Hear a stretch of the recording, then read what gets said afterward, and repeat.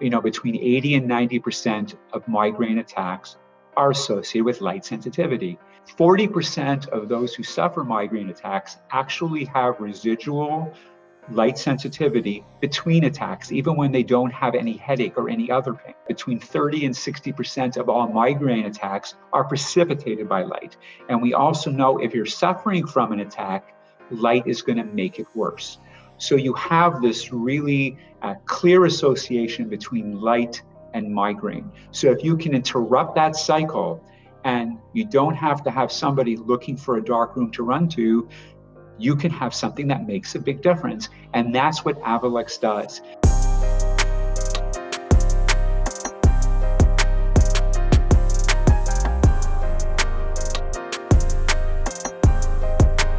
Hello and welcome back to another episode of the 2020 podcast, bringing clarity to business, entrepreneurship, and life. I am your host, Dr. Harbir Sayan. Thank you so much for taking the time to join me here to learn and to grow. As usual, before we jump into the podcast, please remember to share, hit subscribe, hit like, leave a comment, do all the good stuff that helps the podcast grow. And, I'm sure that you're going to get lots of value from today's episode, whether you're in the optometry, optical industry or outside of it. There's going to be a lot of value in this interview. I have a wonderful guest, Dr. Charles Posternack, who is co-founder of an incredible company named Avalux. He's originally from Montreal. He completed his medical degree at the prestigious McGill University. He moved to the United States in '92 and became the department chair of the Cleveland Clinic in Florida, and since then has been the chief medical officer on many organizations, both for-profit and nonprofit. And I'm going to let him tell a little bit more about himself in a few minutes. But thank you so much, Dr. Posternack, for joining me here on the podcast. Oh, it's my pleasure. I'm really excited, and thank you for the opportunity of having me. Absolutely. It's really great to have you here. I think this is a very intriguing topic, like I was saying, that's going to be interesting for people both within the optical industry and, of course, in the masses, because we will be talking a lot about migraines, and we know that there's a lot of people who suffer from migraines are looking for solutions. And here we have one that's a non-medical, non-prescription in the terms of oral medications options that many people could use and benefit from. But before we jump into that, I would love for you to share a little bit about yourself, your journey as a medical doctor, and how you found yourself in the realm of migraines and light research. Sure. Absolutely not where I would have thought I would be, coming from McGill University. I had the great fortune and opportunity to train, as you said, at one of the best medical schools in the world. And one of the things that McGill prides itself on is really instilling in its graduates academic curiosity and trying to find that next, forefront for science. Going to the US from Canada, you're not really prepared for American medicine, but it was just a great opportunity. I just loved it. And as I got more ingratiated into the American system, I had the opportunity to really evolve as a senior healthcare executive. And why that was so important to me, because it really, afforded me the opportunity to understand how medicine is practiced, the economics of medicine. And then during my career, I worked, as you said, in both for-profit and not-for-profit academic medical centers. I was at one point one of the associate deans for academic affairs at the Schmidt College of Medicine at Florida Atlantic University. I worked in the for-profit world. I'm currently a system president for a large healthcare company. But coming down here and seeing the evolution of how healthcare in the US has evolved to what we call value-based medicine, trying to find treatments that have high efficacy, that have very minimal side effects, and have good patient acceptance. That was something that really stayed with me from my time at McGill to the time I'm here in the US. That's excellent. And I would like to point out one thing I left out of your bio there is that you were the the team medical doctor for the Florida Panthers. Is that correct? As a big hockey fan? That is correct. Yeah, it is. As you know, coming from Canada, I was an avid hockey player, Yeah. and I had the opportunity when they became the Florida Panthers in 1993. The then owner of the team was a gentleman, a wonderful man named Wayne Huizinga, and I had the opportunity given to me by him, by the general manager of the team, who that time was Bobby Clark of the Philadelphia Flyers. And I did it for almost 10 years, and it was just so much fun. Yeah, it really was. Yeah, that's almost like a dream for me is to be a medical practitioner, but somehow, with a professional sports team, particularly hockey. Being from Canada, of course, hockey's the big one for us. So what is it that drew you to the research related to migraines? Again, coming from the background that you have, ultimately, what brought you into where you are now? Sure. I mean, the obvious answer to a layperson would be, well, migraines are the third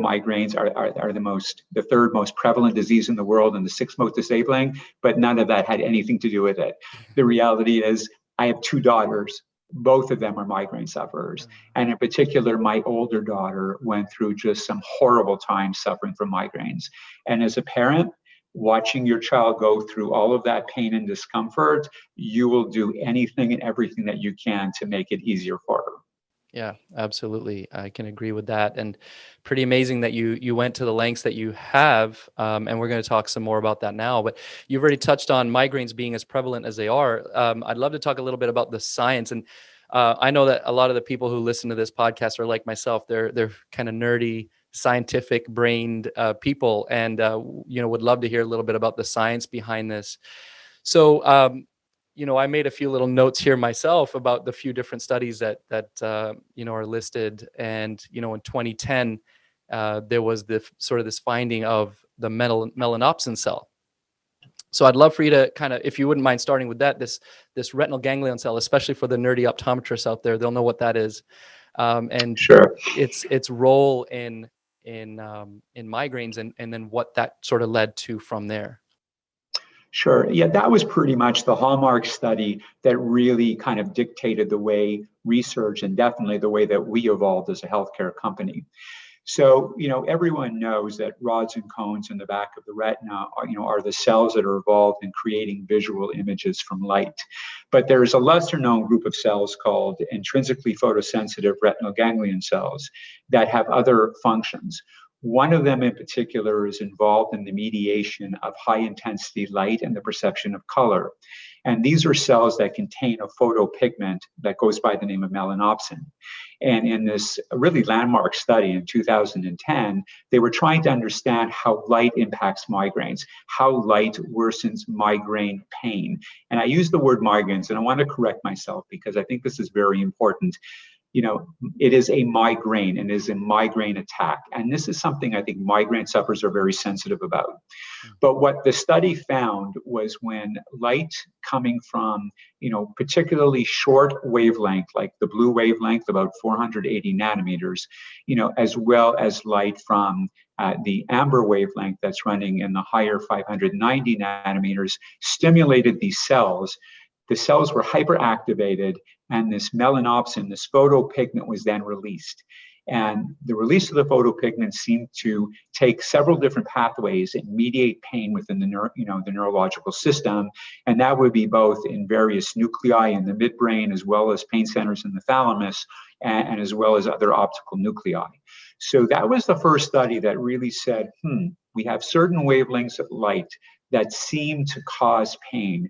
And the way they seem to do this is by activating these very specialized intrinsically photosensitive retinal ganglion cells that have melanopsin within them. And melanopsin became then the vehicle to cause the pain that we see when migraine sufferers are exposed to light.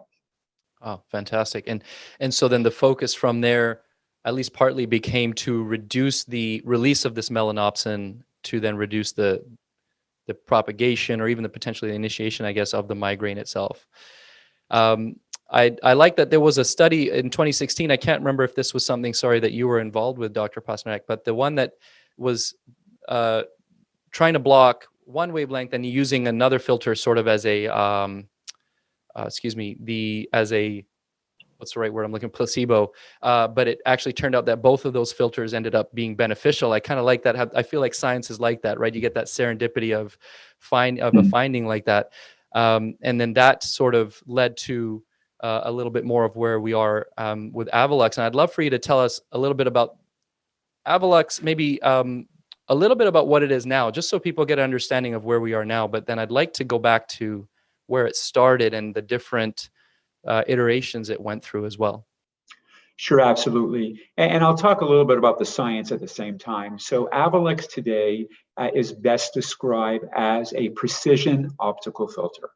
So it is a lens that has within it, incorporated into the matrix of it, using very sophisticated nanomolecular technology, dyes that selectively absorb light at specific wavelengths that we know worsen pain exacerbated by light in patients with migraine. And the reason we use migraine, and I think this is important to understand too, there are many causes of light sensitivity, not just migraine. But the reason migraine is the disease that is most studied is because the vast majority of those with light sensitivity are patients who do suffer from migraine attacks.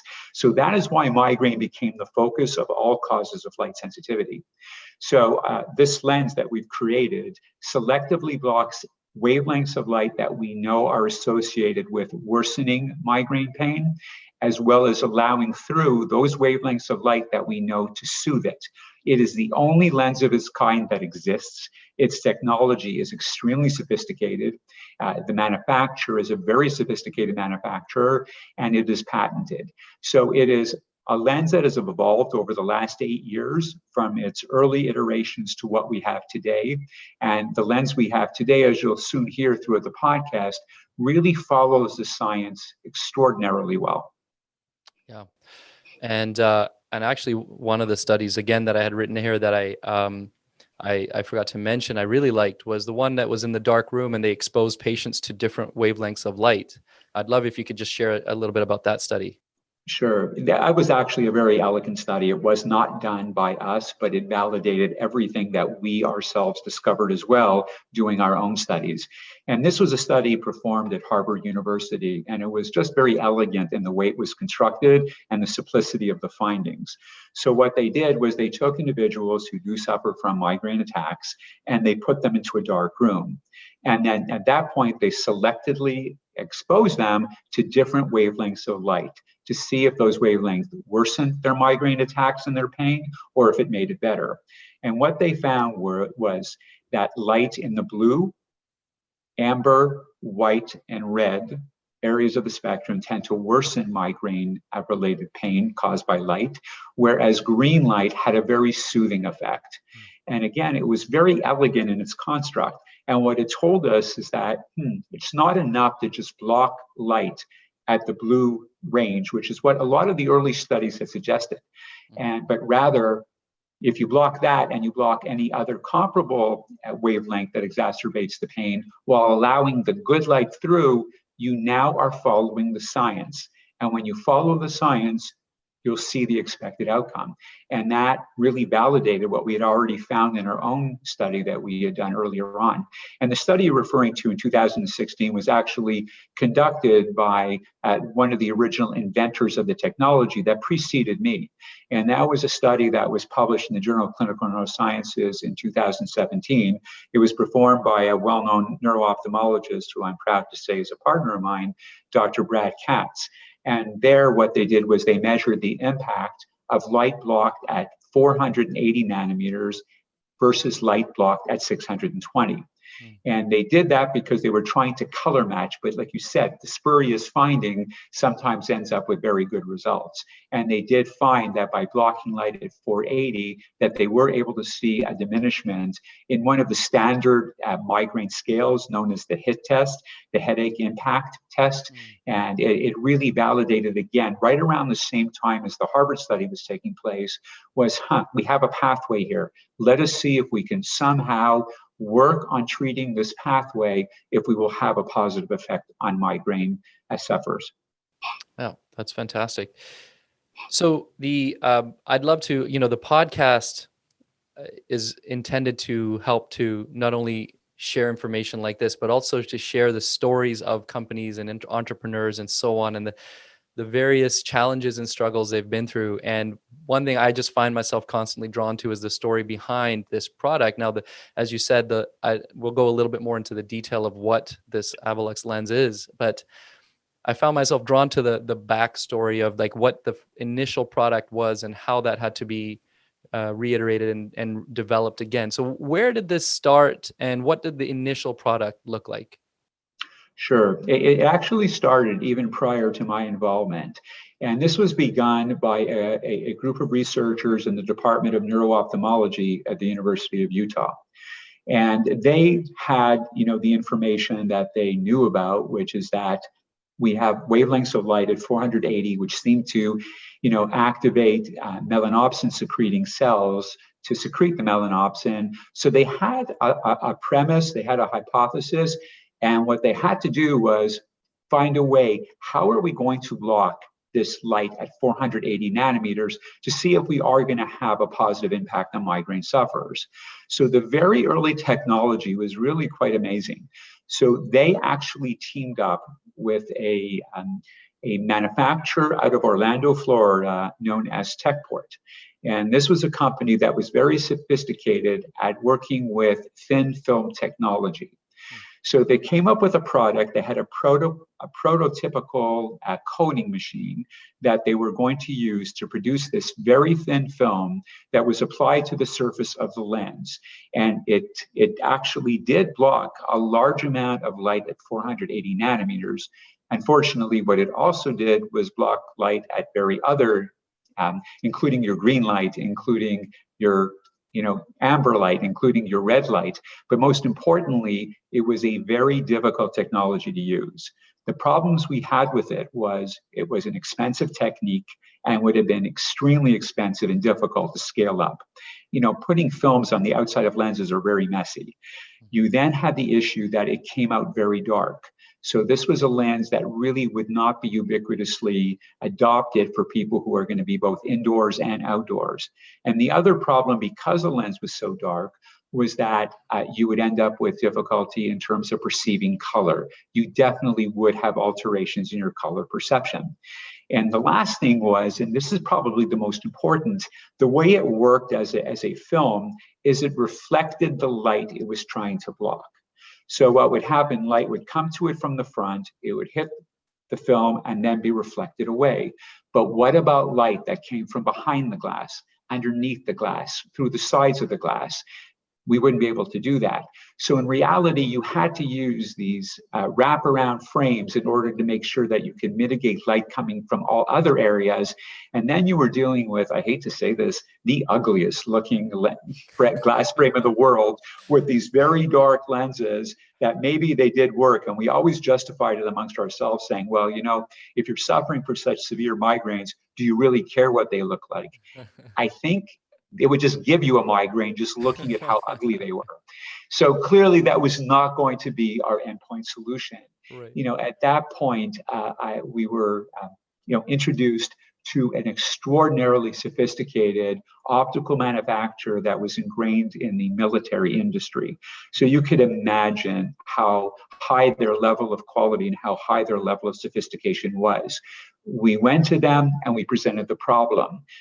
Here we have a lens, it's too dark, too difficult, too expensive. We have to use wraparound frames. We have to control for other light, not to mention the fact, I don't even know if we could scale this up. Can you find a way? And while you're at it, could you make this lens work where you block all of the bad wavelengths, but also let all of the good wavelengths through? And it was amazing. And I remember speaking to one individual there who was their lead researcher. And she looked at me and said, yeah, we can do that. And it was like really amazing. And not only did she say it, but she actually did it.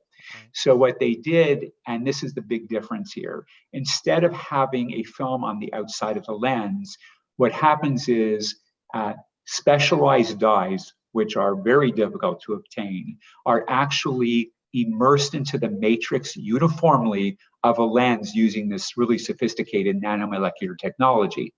The difference now is you don't have to worry about light being reflected, light is absorbed. So the light that you don't want to go through is essentially sucked up by this dye. So it doesn't matter whether the light comes behind you, above you, beside you, or in front of you, it'll be absorbed and will allow through the really good soothing green light. So they were able to do that, and they were able to make the lens light enough that, number one, people would have no trouble wearing it indoors and outdoors. Number two, we can use it with any frame whatsoever. And number three, its efficacy was much better because we were very precise in the filtering of the light we didn't want, which is the blue, the amber, and the red, while at the same time allowing the green through. So we had this, in theory, we had this perfect lens, which was following the science as close as we could follow. Yeah, I thought that was remarkable when I was learning about the lenses. We often think about, we're going to touch a bit more on this, but the blue blocking thing is big these days. And the idea is we're just going to block the bad light. But the idea that you could specifically focus and let the good light through, because there is that good light, as that Harvard study showed, I thought that was really, really incredible. So you're not only eliminating the bad, but specifically allowing in that soothing light as well. And that is a really great concept. So this product now that we have, with the dyes within the matrix, this is now readily available to the public and to eye care providers. And how are people going to access this? Well, we've actually been fortunate enough. We've had for the last couple of years, we have had the Plano version of the product. So clearly it is available, through our website as well as any provider, but we had not yet gone to the next iteration, which is the ability to develop a prescription semi-finished lens that would have the same capabilities. You would think it would be, gee, if you can make it in a Plano lens, it must be pretty simple to do it into a semi-finished puck. Let me tell you, that is not the case. Yeah. And in fact, it took several years of intense research. We just now have finalized, and I'm really excited to tell you, is that we do now have a working model of the prescription lens, the semi-finished blanks that we're able to sell. So what we have today are the Plano lenses. We have Plano clip-ons if somebody, for example, may use contacts and want to use it on top, or they can use our custom frame with our custom clip-on, and they put their normal prescription and they use day to day. And when they have, or they feel a migraine attack coming on, they can just put the clip-on on and that'll work. And but a large number of patients, who do suffer from migraine attacks have it very often, and they need to wear it all the time. So we are now going to have both single vision and progressive lenses available. Wow. And we're going to be rolling that out to Canadian optometrists within the next probably 8 weeks. Wow, that's very exciting. That's opening up a whole new market for you, which is really incredible. I've seen the frames, very stylish, and the lenses I have a pair myself. I apologize not having it on. Actually, I lent them to a friend who gets migraines, and she didn't give them back. That's a good sign. It's very good. That's a good sign. I'm fortunate enough not to suffer from migraines, but she clearly seems to like them.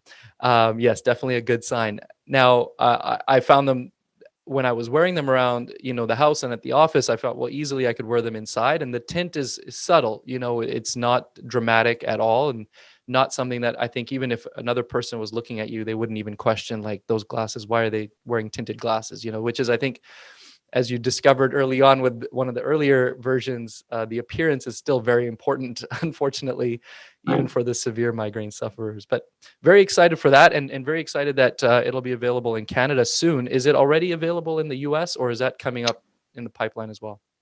Yeah, that will be coming up in the pipeline right now. We're doing our initial rollout in Canada for a number of reasons. First, it was our first country that for which we had regulatory approval to roll it out as a Class 1 medical device, and also it's my home country. It's a bit of a smaller market, so it allows us to just test our ability to get it into the market. And again, it doesn't matter really what country you're in within the world. The incidence of migraine sufferers is virtually identical. It's massive. We haven't really talked about this, but when I told you it was the third most prevalent disease in the world, doesn't kill you. So a lot of times, migraine, and it is looked at, oh, that's not really a disease, that's just a headache. No, it's not just a headache. It's one of the most debilitating medical syndromes I have ever seen in my career, and it is not curable. It is genetic and it's staying there. And, it typically tends to affect women 3 times as much as men. But, typically its highest incidence is during the peak productive years of a woman's or even or a man's life, usually between the ages of 18 and 50, and the peak incidence between 35 and 40. If you just look at the female population in that age group, more than 20% or 1 in 5 females suffer from migraine. Wow. And that is just enormous. Yeah. So this has a huge economic burden to society. And we learned a lot of lessons, in the last year, when unfortunately we all, been subjected to COVID-19, and something that no one in this world had ever prepared for. We suddenly had a shift of our society, to working from home. And what that really meant was you're working on a digital device. You're working under artificial life.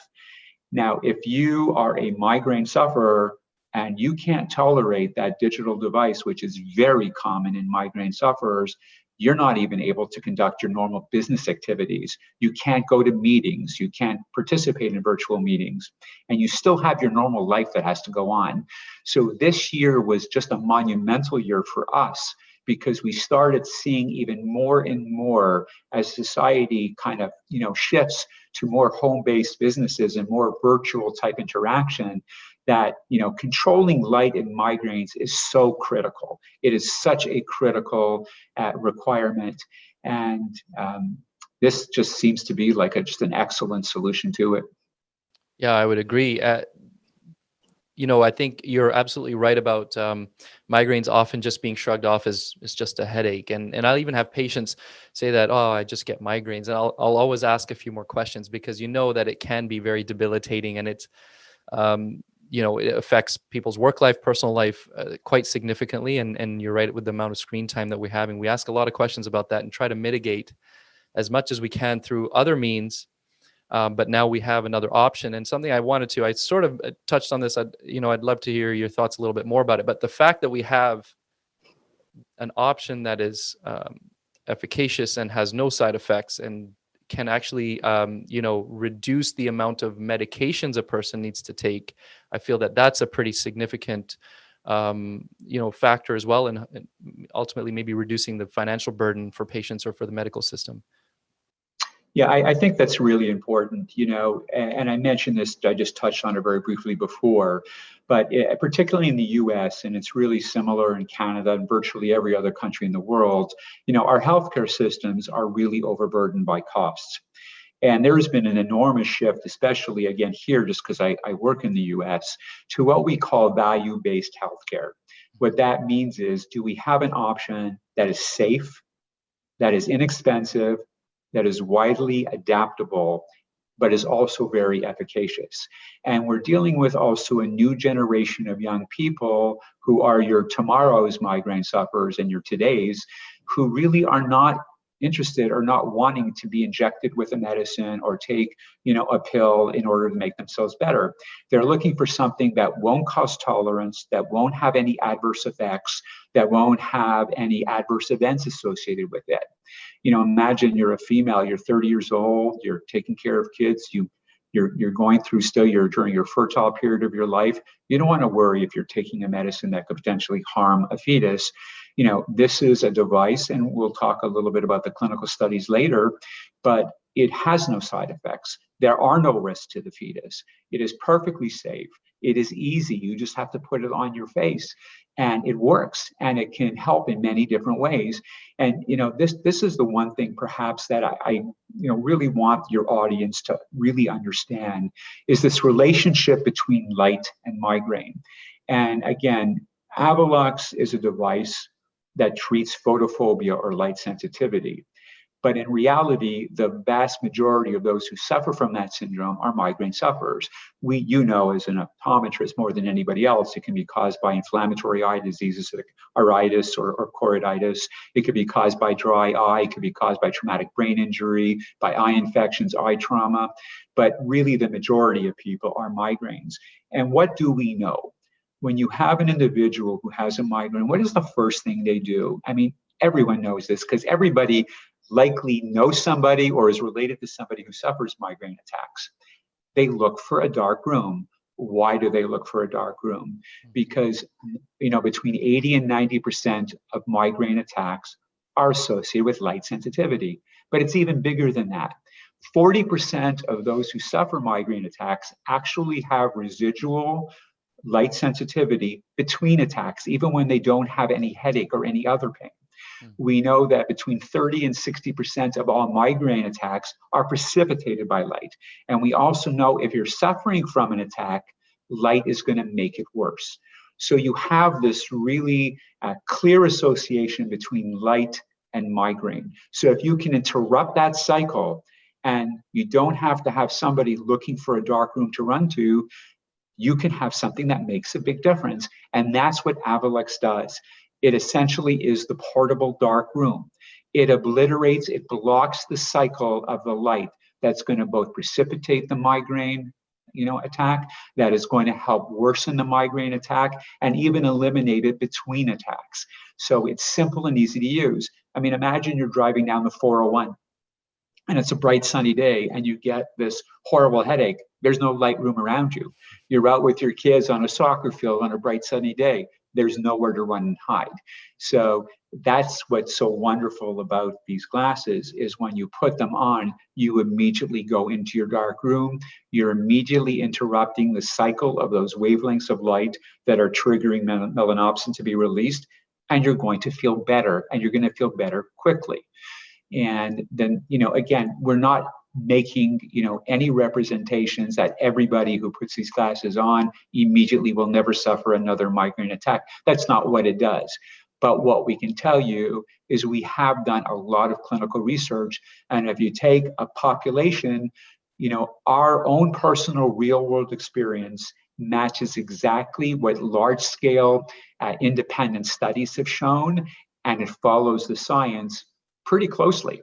If you look at one of the landmark studies that came out in the U.S. in 2018, it was called the Migraine in America Symptom and Treatment Study, the MASS study, and they were looking for what is the most bothersome symptom that a migraine sufferer has, and that study clearly showed by far and away it was light sensitivity.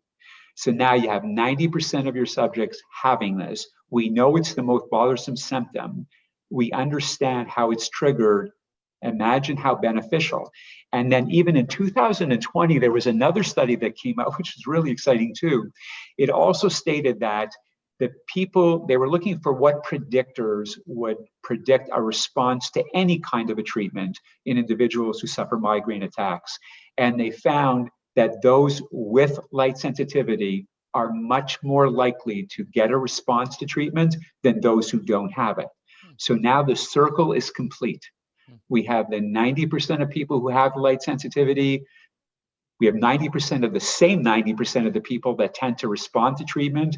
And now we have the exact treatment that will address this light sensitivity. Hence, one would imagine you would have improvement. And in our real world experience, that's what we found. We found if the glasses are put on early enough at the beginning of a migraine attack, oftentimes it's prevented. And we saw that in about 38% of our subjects.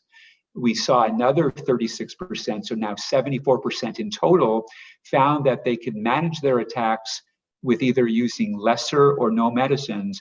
And 90% of the individuals who put them on were able to continue on with their activities of daily living.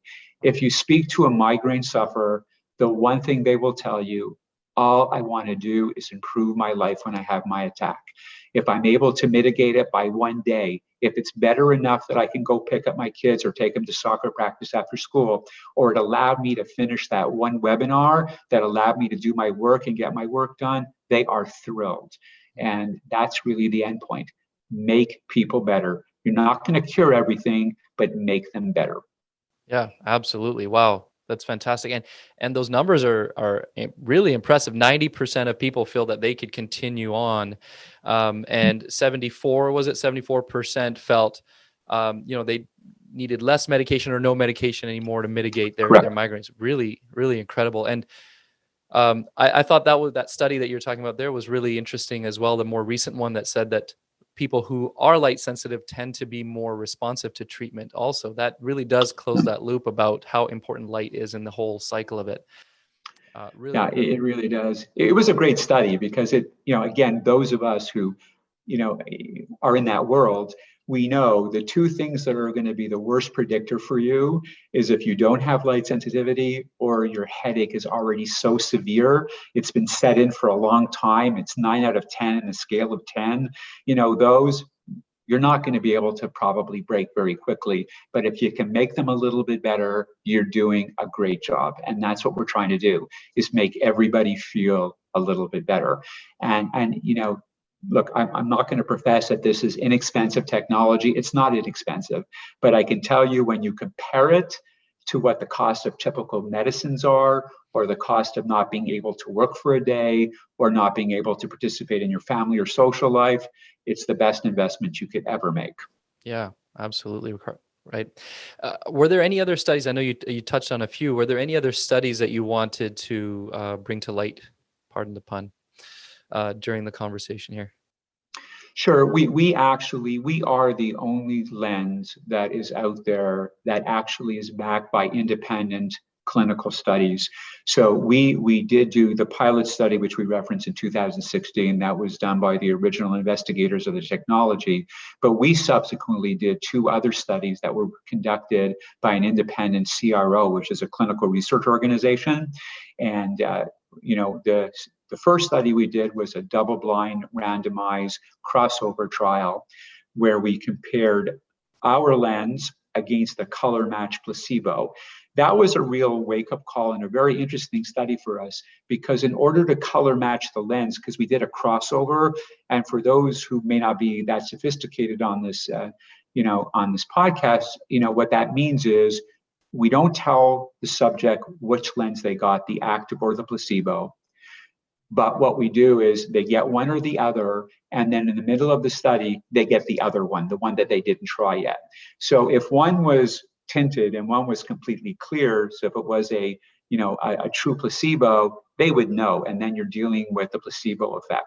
So we actually had to color match them. The only way we could do that was by creating essentially the same active lens that we had, but we decreased the amount of absorption of the bad wavelengths of light. So we thought, well, if we cut it down from 80 to 40, unfortunately, they both worked, which was really great for us because both of them actually demonstrated a clinical and a statistically significant drop in light sensitivity and headache pain, but there wasn't a difference between the two. But it validated everything for us. We then did another study in 2020 during this COVID-19 epidemic, which was not exactly ideal to do, but we did do it. And we actually this time did not do the crossover. We did a double-blind study whereby the individual subjects either got the Avalux lens or a placebo. And what we were able to demonstrate was that if an individual put these glasses on within 1 hour of the onset of and we only looked at severe migraine headaches, but if they put these glasses on within 1 hour of a severe headache, if we looked at all their headaches over a period of 3 weeks, and we eliminated those who took a medicine at the same time as they applied our glasses, because that would skew the results, we were able to show both a clinically and statistically significant difference in light sensitivity. And that was just a really key study for us. We didn't conduct it. It was conducted entirely independently. And we are the only lens that is backed by independent clinical studies like what we described. Yeah, that's amazing. And that does really validate the product and the quality of it. The question that I'm going to assume a few people out there are wanting to ask, and because I wanted to ask it, so I'm assuming I'm not the only one, is you see a lot of practitioners using an FL41, for example, for migraines or TBIs and things like that. And of course, as we talked about, the blue blocking trend has blown up over the last few years. How would we compare or say, I think we've already established it, but just to be very clear on it, that Avalux is different and superior to something like that? Sure, I'd be happy to. And actually, this is probably the single most important thing I think we can discuss, is to educate the optical industry as well as the lay consumer how vastly different they are. So if we look at blue blockers, they're essentially clear lenses where light is blocked at the very shortest of the blue range wavelength, which is about 450 nanometers. It is also the only lens that I am aware of where the American Academy of Ophthalmology has actively stated not to get it.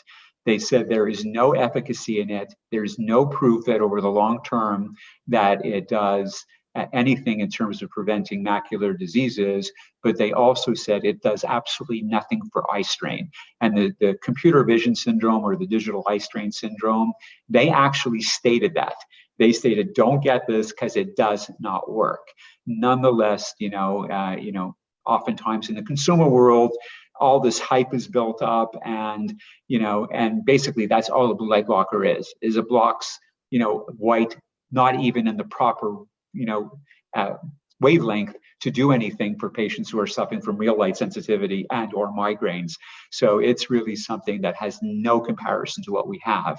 And FL41 has been really the only predecessor in the industry, and that originally came out in the 1980s, and it was meant to be a tint to help people who had to work under fluorescent light, hence the initials FL41.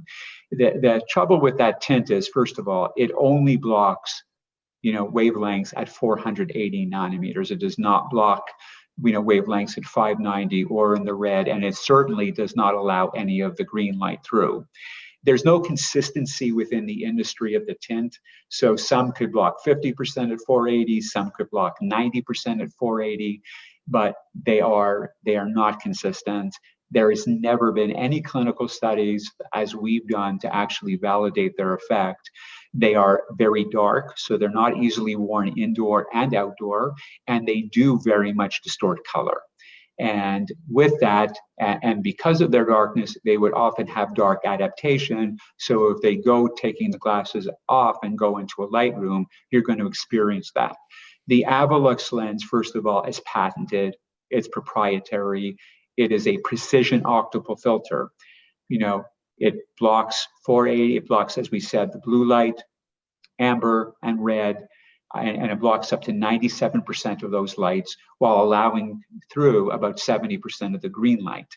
It is, as you mentioned, very lightly tinted. You can wear it both indoors and outdoors. There's absolutely no dark adaptation problems with it, and virtually no color distortion. And even if we look at those individuals who actually require to look at color on a computer, like a graphic artist, usually after about 10 minutes, once their palette has been established, they don't even notice they're wearing it. And if you go onto our website, we actually have this beautiful photo which shows what a view is outside of a very well-placed, sophisticated apartment in downtown Miami. What it looks like through the Avalux lens as opposed to no lens, and you can see it looks almost identical. So it's a very superior lens in terms of its efficacy. It's very different in terms of its features, and it's so much more applicable for today's world because of the fact it's easily worn indoors and outdoors and doesn't cause any distortion. Yeah, fantastic. It's good, like you said. I think that maybe one of the more important things we talk about is to really make that distinction so everybody kind of knows where this fits and what the difference is. Again, I think because I had that question, I'm sure others will as well. So thank you for clarifying that. I'd like to shift over to a couple of questions unrelated to Avalux. So if you have any other things you'd like to speak on before we do that, I'd be happy to welcome any more comments that you have. No, I think really, I first of all, as I mentioned, I just appreciate this opportunity. For us, this is just such a landmark treatment for individuals who suffer from light sensitivity. And like I said, the exciting thing for me is, we have a product where it matches the science so well, and the clinical studies match our product, and our real world experience matches both the clinical studies and the basic science. It's just such a neat package. And in healthcare, that's so rare for us. We're often stuck, doing a clinical study, seeing a finding, and then we have to go back and go, gee, that's interesting. Now, how in the world is that happening? Why is it happening? Can we explain it? And the fact when you can't, then it really questions the veracity of the accuracy of the finding. Here, everything ties together. So it is super exciting. So that's really the only other thing I really want to mention, is that, we're just so excited to get this out into the world of those suffering from light sensitivity, and in particular, the high percentage of migraine sufferers who have them as well. And if you could, then before we do shift subjects here, if you could let everyone listening know where they could go to learn more about Avalux, to purchase or to inquire further, where would be the best place to reach out? Sure. It would be at our website, and it's at www.avulux.com. We have a really elegant website put together by my co-founder, David.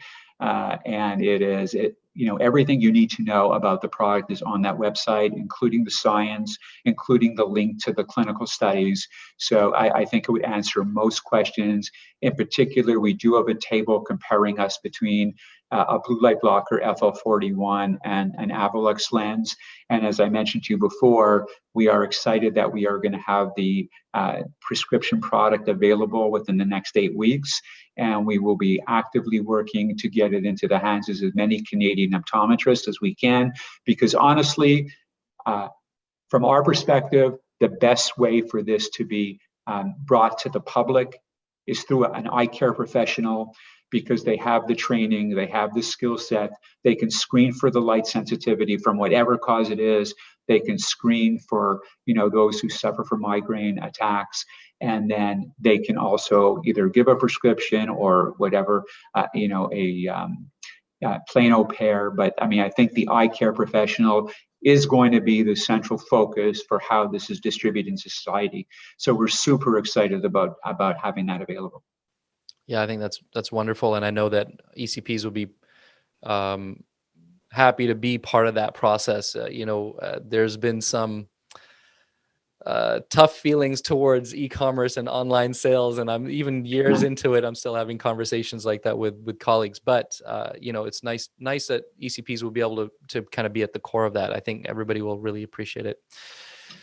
So as we kind of shift subjects here, or shift kind of towards the latter part of the interview, I wanted to ask you a couple of questions more related to the entrepreneurial journey, or your kind of your professional career kind of from start to finish. And we'll make these sort of short questions. I like to kind of ask 4 or 5 quick questions. If you can keep them to roughly a sentence or two, we'll make this sort of rapid fire, if you will. So what advice would you have for somebody starting on their entrepreneurial journey? Don't be afraid. The most important thing, don't be afraid to try something, because if you don't try it, it's never going to happen. And if you do try it and you have the passion and conviction, there are others that will help. They'll follow you and they'll help make it happen. That's great advice. What is the biggest lesson you've learned from COVID? Boy, don't get it. That's for sure. Actually in healthcare, that, in medicine, no matter how prepared you think you are, you have to prepare for the unexpected. Absolutely. Who is the most influential person early in your professional career? Early in my professional career, that's really a good question. Ironically, it was the owner of the Florida Panthers, Wayne Huizenga. Just an exceptional man, exceptional entrepreneur, man with incredible vision, but such a good person. Yeah, that's not one I would have expected. That's great. What's one thing you do daily that you feel has helped you to become successful over time, or regularly, let's say, if anything? Maybe a daily habit or something. Yeah, probably the one thing I do is just physical fitness. I just find that, when I am physically feeling well, I can deal with everything so much better. Stress that goes from 100 to 20, or if it really doesn't go to 20, it feels like it's 20.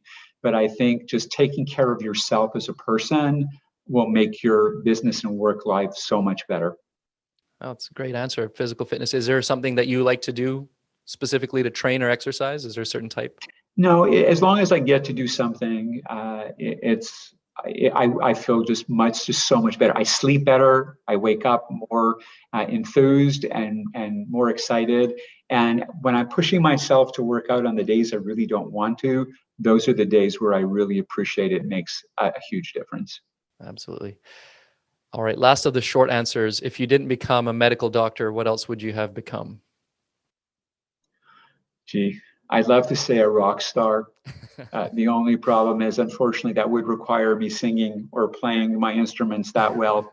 So I'd love to do that. And actually, I actually do have a serious answer here. I always did want to become an actor. I'm kid you not. And I actually went to the point where I almost enrolled in an acting school. Wow. Okay. Very cool. All right. The two last questions that I ask every single guest on the podcast are maybe a little bit more serious, more self-reflective, if anything. So the first of the two is, if we could hop in a time machine and go back to a point in your life where perhaps you were struggling, you can share that moment if you'd like, but more importantly, what advice would you give to yourself at that time? It was the time probably when I was just indecisive what I wanted to do with my career. Medicine was not my lifelong passion. It wasn't something that I always wanted to go through. I was much more interested in athletics than I ever was in healthcare. I think during that time period, I spent time overseas and a lot of reflection. I think I would have just probably given up athletics a little bit earlier and gone more into academics. It would have been a little bit better, but it was definitely that inflection period when you're going between the ages of 18 and 22, where I just really didn't know where I wanted to be. And I knew I wasn't going to be good enough to make a living as an athlete. I may have been good, but not that good. But I wasn't sure what else I wanted to do. And ironically, during that time period, my mother got very ill and passed away.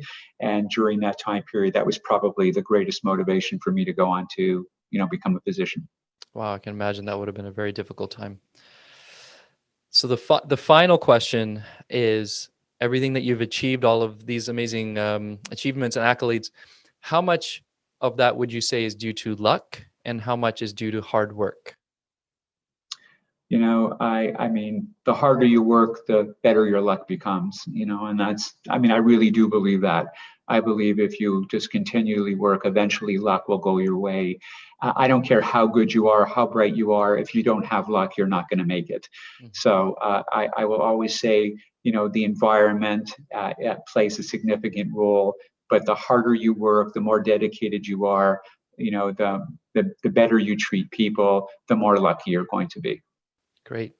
Fantastic. Dr. Posternack, thank you so much for joining me on the podcast. Any final words you'd like to share before we wrap up? Sure. Just the last thing, I've been very fortunate in my journey, particularly with Avalux, that I have a number of partners that have just been instrumental in me succeeding. I have business partners, I have legal counsel, I have, the original inventors, I have David, who is my everything. It just, having a great team makes you really great. And I'm just so fortunate that I've had the greatest partners that anybody could have. And whatever success we do have is really just a testimony to how wonderful they are and how well, they have worked out with each other and for myself. That's wonderful. And I think that goes to show, how important it is to surround yourself with the right people and how they can bring you up. So that's really nice to hear. So once again, thank you so much for joining me on the podcast. To everybody else who's listening and watching, I hope you found this valuable. I hope there was a lot of information that you're able to take from this. If you are interested in Avalux, please go check it out online.